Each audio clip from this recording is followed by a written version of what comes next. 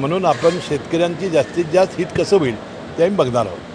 दुसरं आता जी नांदिनी मठाची जैन समाजाचं भक्तिस्थान जे आहे ती महादेवी हत्तीन याला पेटा या प्राणी संरक्षण करणाऱ्या संस्थेनं उच्च न्यायालयाने सर्वोच्च न्यायालयामध्ये जाऊन त्याची देखभाल व्यवस्थित होत नाही या मुद्द्याखाली त्याने ते वनतारा या अंबानींच्या त्या अभयारण्यामध्ये त्याला सोडण्यात आलेलं आहे.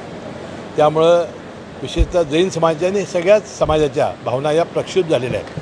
काल फार मोठा मोर्चा निघालेला होता आणि आम्ही सगळ्यांनी भावना व्यक्त केली आहेत की पुन्हा जर उच्च न्यायालयात जायला सर्वोच्च न्यायालयात जायला लागलं तर आपण जाऊ. त्याचा संपूर्णपणानं त्याचा जो खर्च येईल तो संपूर्ण कार्यकर्ते करतील आणि म्हणून मुख्यमंत्र्यांनीसुद्धा उद्या 10:30 वाजता मंत्रालयामध्ये बैठक बोलावलेली आहे. मला वाटते काहीतरी याच्यातून मार्ग निघेल आणि मला वाटते जी प्राणी संरक्षण करणारी जी संस्था आहे त्यांच्या मनाप्रमाणे त्या हत्तीचं निश्चितपणानं आम्ही संरक्षण करू आणि ती महादेवी हत्ती आम्ही परत आणू असा विश्वास मला आहे. आणि आज महादेवी हत्तीने सुद्धा सांगितलं मी परत येईन.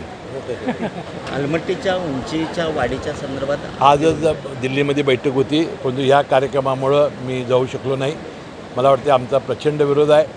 परंतु त्यांचं म्हणणं जे आहे की अलमट्टीच्या अलीकडे हिप्परगी धरण आहे, त्यामुळं त्या आमच्या अलमट्टीचा फारसा त्रास आपल्या या भागात होत नाही.